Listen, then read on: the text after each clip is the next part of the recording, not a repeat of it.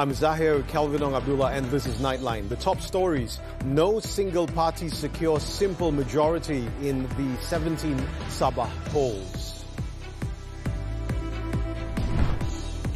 And Albert Tay and Shamsul Iskandar remanded for 6 days in MACC graft probe.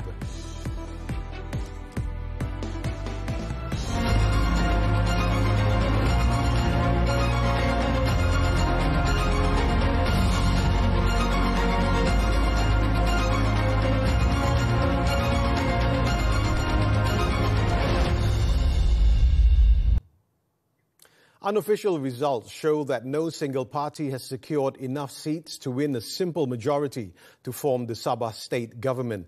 Media reports said Sabah is on course to have a hung legislative assembly following the just concluded state polls. Unofficial counts show that GRS has won 30 seats, 7 short of a simple majority.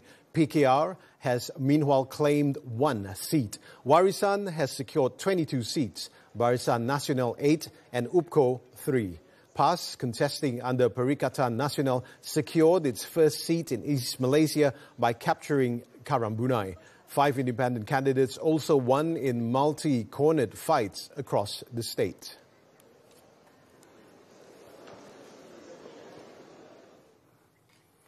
For more updates, let's cross over to Media Prima's journalist Adib Povera at the Sabah Chief Minister's official residence. Adib, over to you.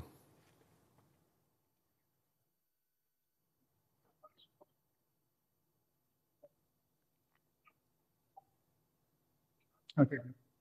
Hi, I am Adib Povera. I am reporting live from the official residence of Datuk Sri Haji Noor in Kota Kinabalu. As you can see behind me, there are still some GRS leaders and supporters, as well as members of the media converging here, waiting for the outcome of the Sabah election. We are still waiting for the official results to be announced by the Election Commission. But then, according to the unofficial results, GRS have so far won 30 seats of the 55 seats the coalition is contesting in. This included Sulaman, where Datuk Sri Haji G is the seat incumbent. Other prominent leaders from GRS who won the polls included Datuk Johnston Bangkwa in Kulu and Datuk Sri Masidi Manjun in Karanan. Just now at a separate event, PKR Secretary General Datuk Dr. Puzar Saleh had said that GRS has a number to form the next state government. But just a few minutes ago, Datuk Sri Haji G arrived at the premises here to a thunderous applause from supporters as well as leaders who have been here waiting patiently for the outcome of the polls. Then we are still waiting for the latest development from Kota Kinabalu. Hopefully we can share all the latest update sooner after the Election Commission announced official results for the election. Thank you, Adib. Earlier, several heavyweights have secured victory in the Sabah polls based on the unofficial results so far. Among them, GRS chairman Datuk Sri Haji G Noor, who defended the Sulaman state seat. His Sabah BN counterpart, Datuk Sri Bung Mokhtar Radin, also retained his Lamak seat. Another BN bigwig, former Sabah Chief Minister Datuk Sri Saleh Said Kroak, also successfully defended the Usukan seat for a second term.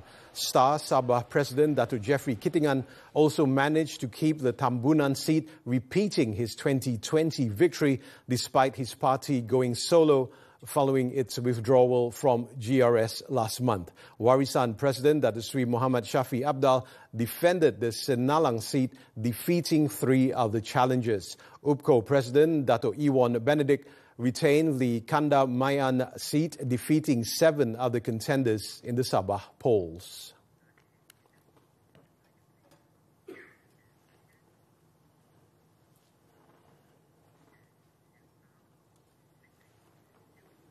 Meanwhile, BN Chairman Datuk Seri Ahmad Zaid Hamidi said the party is prepared to collaborate with like-minded parties to form a new government to ensure Sabah's political stability. He added that the party has always prioritized political stability and the well-being of the people. Unofficial results show BN won 8 seats.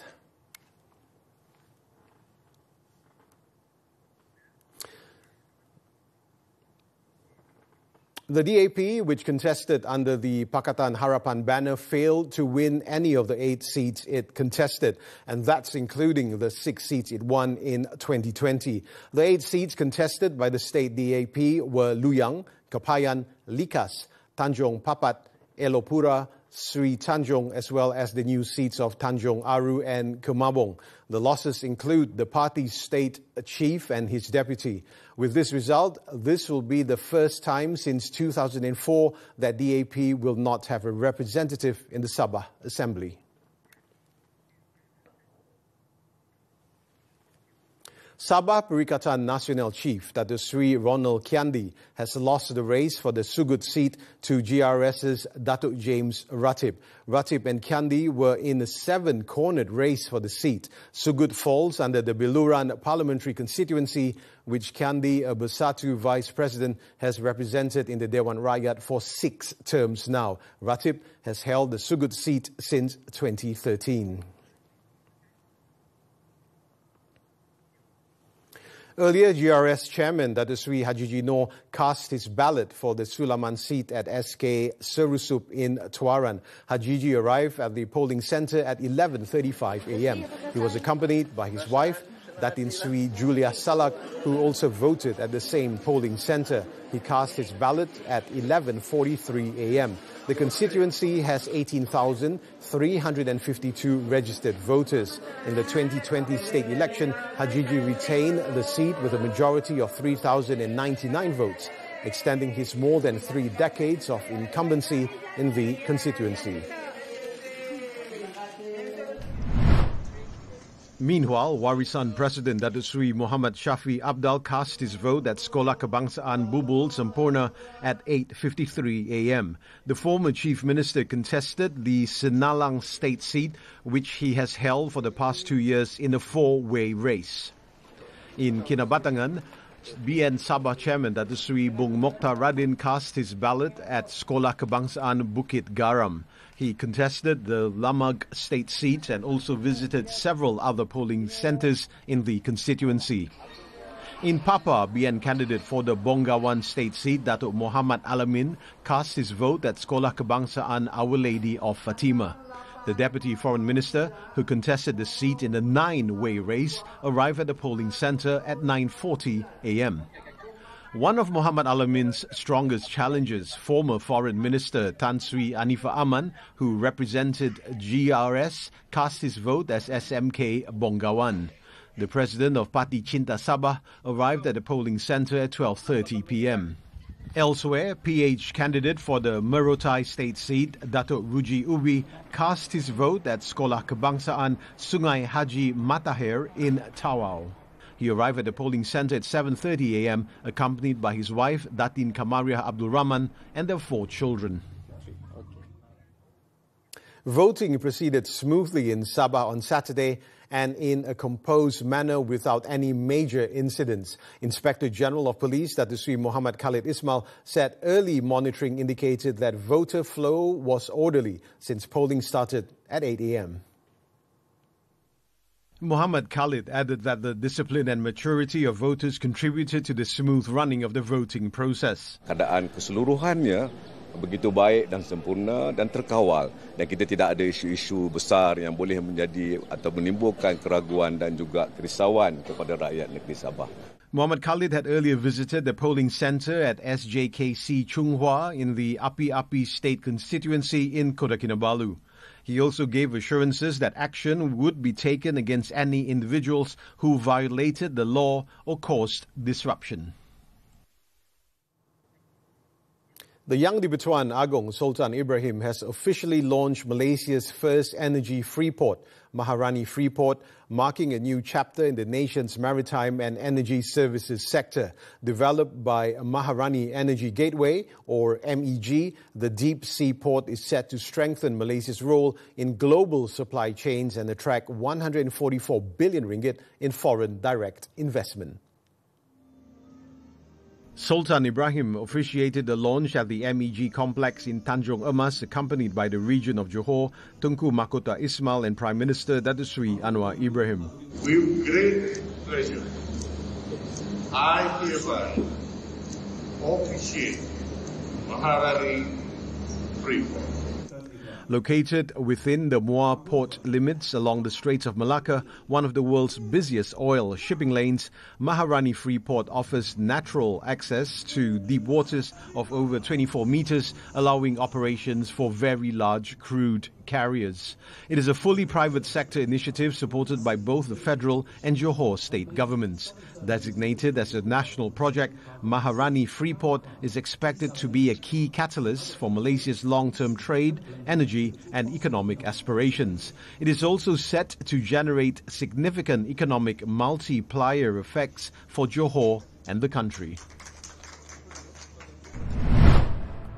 Earlier, the Prime Minister said Maharani Freeport had been gazetted as a free trade and industrial zone effective Friday. The government has also approved a comprehensive tax incentive framework to attract high-impact investments into both Muar and Malacca.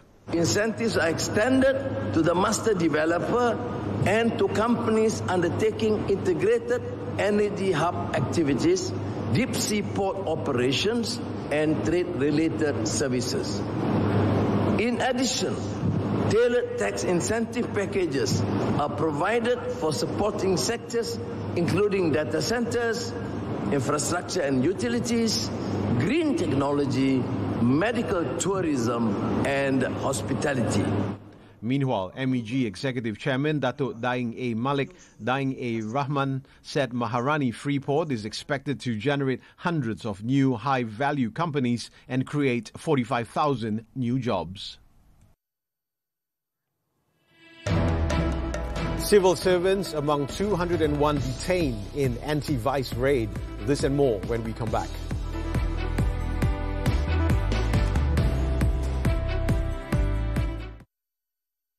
Fan nombor 1, itu memang kamu. Jangan tunggu.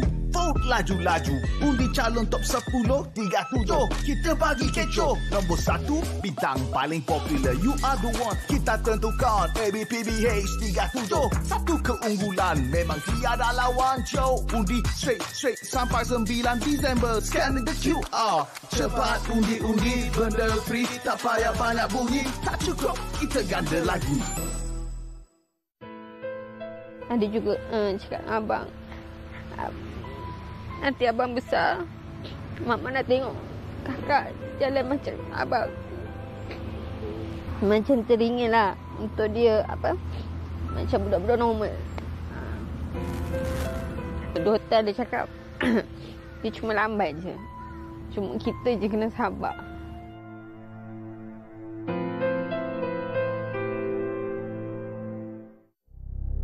Abang, maafkan saya. Abang, maafkan saya. 3 kali dia mengulang, suaminya telah meninggal dunia. Seorang wanita terlepas hukuman gantung sampai mati atas pertuduhan membunuh suaminya 5 tahun lalu. Yang jadi marah sangat dalam kes ini, perasaan tertipu. Memerlukan suami, suami pula tidak ada di sisi. Ini menambah lagi beban mental.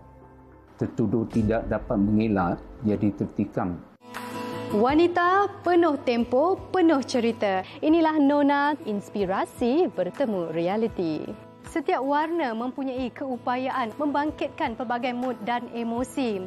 Semoga istirahat anda memberi makna yang indah walau tempohnya hanya seketika. Dan terus setia sejam bersama kami kerana Nona, inspirasi wanita untuk semua. Nona di TV3 dan stream ditonton.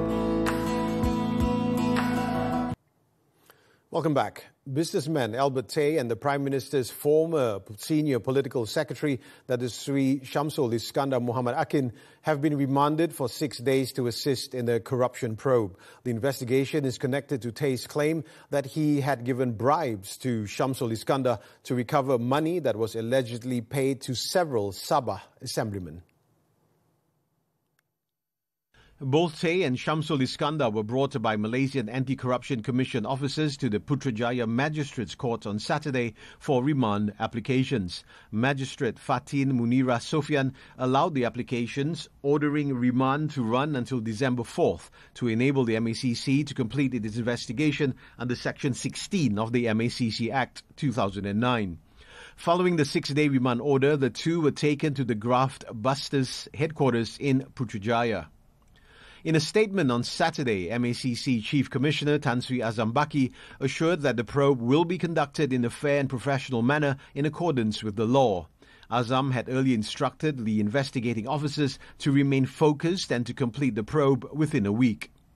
Meanwhile, the lawyer representing Shamsul Iskandar said the court granted the remand order after taking into account that his client requires medical treatment.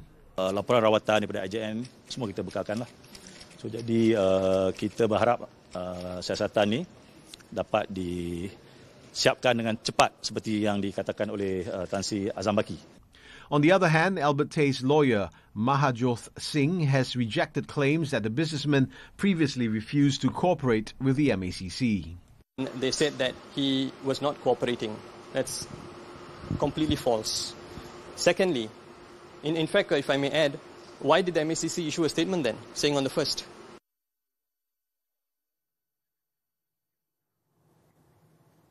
In Kuala Lumpur, 17 civil servants were among more than 200 men detained during an anti-vice crackdown on a wellness centre. The premises are believed to have been operating daily for the past 8 to 10 months and serve as a meeting point for men to engage in sexual activities. Kuala Lumpur Deputy Police Chief Datuk Muhammad Azani Omar said those arrested included both locals and foreigners, all aged between 19 and 60. Muhammad Azani said the operation was carried out at 8 p.m. on Friday after 2 weeks of surveillance with assistance from the Federal Territory's Islamic Religious Department. The premises reportedly charged each visitor 35 ringgit for entry and use of its facilities, which included a gymnasium, sauna, spa, swimming pool and a special lounge for male customers. All 201 patrons and 7 employees were detained to assist in investigations under the Penal Code. 3 Japanese nationals have been arrested for attempting to smuggle ganja buds worth 4.2 million ringgit at the Kuala Lumpur International Airport. The operation, conducted on November 18, led to the seizure of 43.6 kilograms of ganja buds found in the suspect's luggage. According to KLIA Customs Director Zulkifli Mohammed, officers uncovered the smuggling attempt after scanning the suspect's luggage. Upon further inspection, the drugs were discovered hidden inside packets of dried food stored in 6 pieces of luggage. The case is being investigated under the Dangerous Drugs Act, which carries the death penalty or life imprisonment and whipping upon conviction. On to the country's flood updates. More than 30,000 victims are still taking shelter in 256 temporary relief centres, PPS, across 32 districts as of Saturday night. According to the National Disaster Management Agency, NADMA, Terengganu continues to record the highest number of victims with over 9,000 evacuees in 7 districts. In Perak, some 6,000 people are currently housed in 43 relief centres. Perlis reported over 4,000 evacuees in 18 PPS, while in Selangor, more than 4,000 people are taking shelter in 33 centres. Kelantan recorded 2,019 evacuees across 9 PPS. In Kedah, 1,817 people are affected, with 11 relief centres currently open.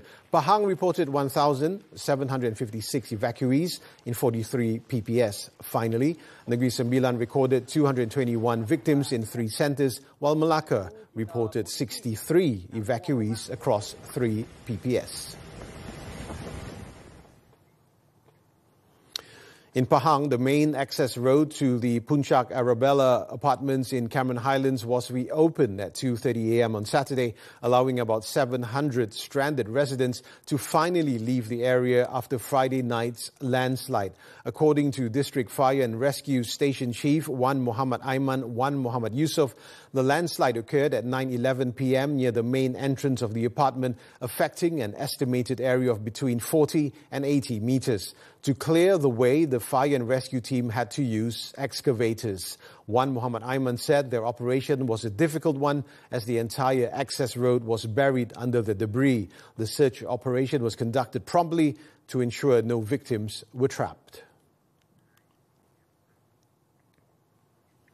Meanwhile, all 6,222 Malaysians stranded due to severe floods in Hat Yai, Thailand and surrounding areas have been safely evacuated. In a statement, Wisma Putra said the evacuation was carried out through a coordinated effort among the Malaysian Embassy in Bangkok, the Malaysian Consulate General in Songkhla and more than 15 non-governmental organizations, including Malaysian volunteer groups. On the final day of the operation, the remaining 12 stranded Malaysians were successfully brought home via the Bukit Kayu Hitam crossing. Meanwhile, the flood death toll has risen to 162, including 126 fatalities in Songkhla as recovery efforts continue amid improving weather conditions.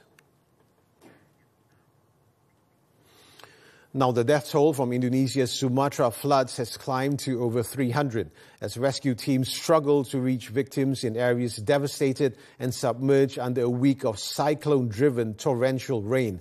Provincial police spokesman Ferry Walin Tukan said rescuers in North Sumatra recovered 31 bodies on Saturday, raising the death toll to 303. He added that over 3,500 police officers had been deployed to search for 279 people still missing and to help distribute aid to more than 28,000 residents who had taken refuge in temporary government shelters across the province.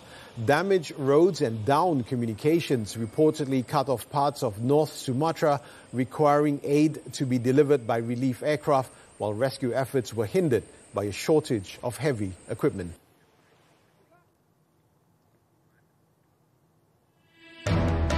Hong Kong begins 3 days of mourning for fire victims. The details when Nightline returns.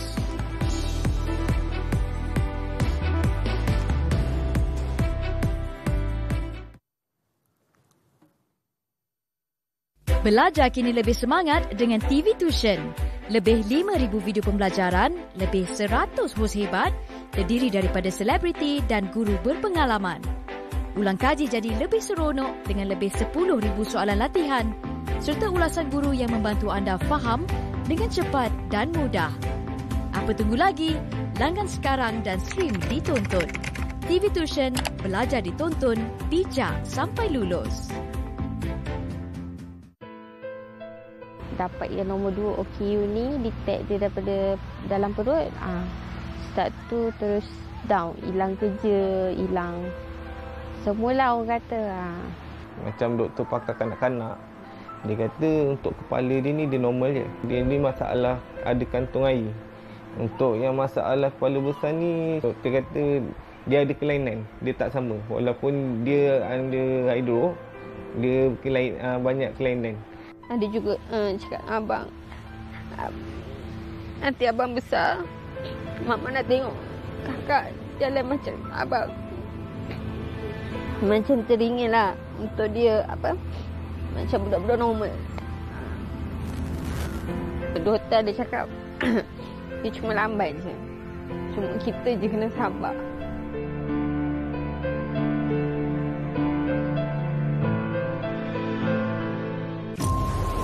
Dalam apa jua keadaan, hujan atau panas, ribut atau taufan, mereka akan sentiasa bersedia mendepani samudera.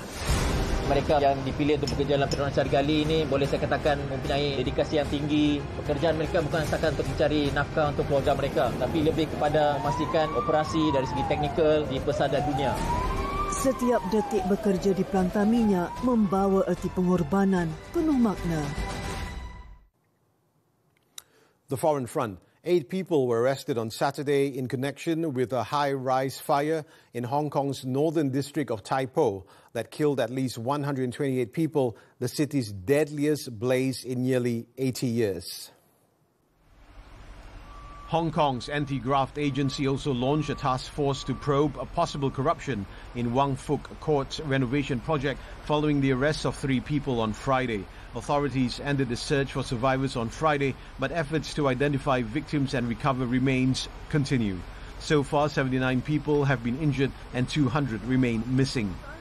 Meanwhile, flags outside central government offices were lowered to half-mast as city leader John Lee and civil servants gathered at Wang Fuk Court to mourn the fire victims. The blaze, which broke out Wednesday afternoon, quickly engulfed 7 of the 8 32-story blocks.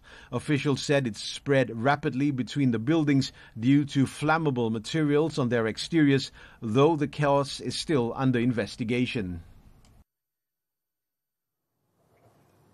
Thousands of Airbus planes have returned to normal service after being grounded for hours due to a warning that solar radiation could interfere with onboard flight computer controls. The aerospace giant based in France said around 6,000 of its A320 planes had been affected, with most requiring a quick software update.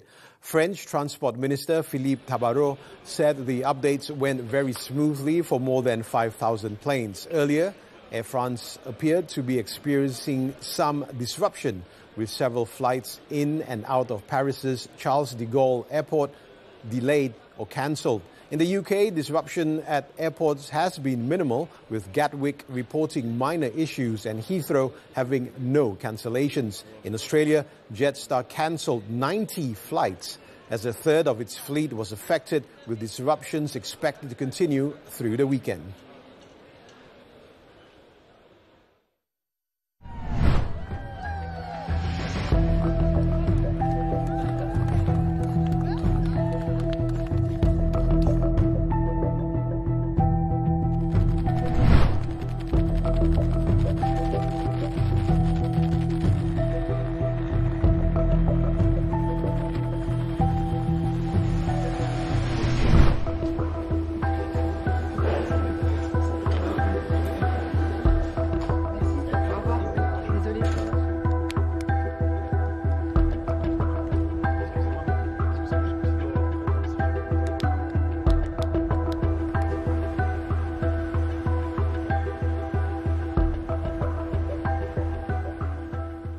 Sports now. Squash, the 2025 Hong Kong Open. National player S. Sivasangari saw her hopes of retaining the title dashed on Saturday after falling to Egypt's Feruz Abouelkhair in the final. Despite a tough fight, top seed Sivasangari was edged out by second seed Feruz 6-11, 9-11, 11-7, 4-11 in 36 minutes, marking her second loss to the Egyptian player in 4 meetings. World number 7 Sivasangari will now aim to bounce back at next week's Milwaukee Hong Kong Open. Turning to hockey, the Speedy Tigers have secured their spot in the third-place playoff at the 2025 Sultan Azlan Shah Cup despite falling 3-4 to South Korea on Saturday. Korea struck early when Oh Si-yong scored in the 4th minute and Park Cheo-leon doubled the advantage just a minute later. After half-time, Yang Ji-hoon converted a 47-minute penalty stroke to put Korea 3 goals ahead. Malaysia roared back, with Faisal Sa'ari and Azrai Aizat Abu Kamal pulling 2 goals back within 2 minutes. Azrai lifted the Ipoh crowd again with his second goal in the 58th minute, but Korea snatched the winner shortly after. Saujit Singh's side now face New Zealand on Sunday in the bronze medal match at Stadium Perak, hoping to avoid a repeat of last year's 2-3 defeat that left them 4th overall.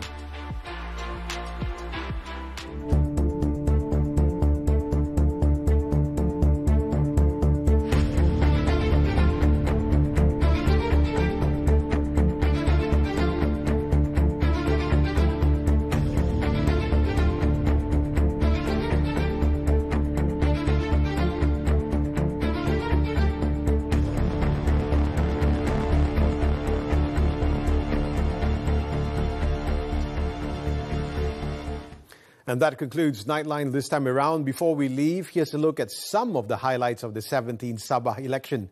With that, I'm Zahir, Kelvin, Abdullah. Thank you for watching and have a great Sunday.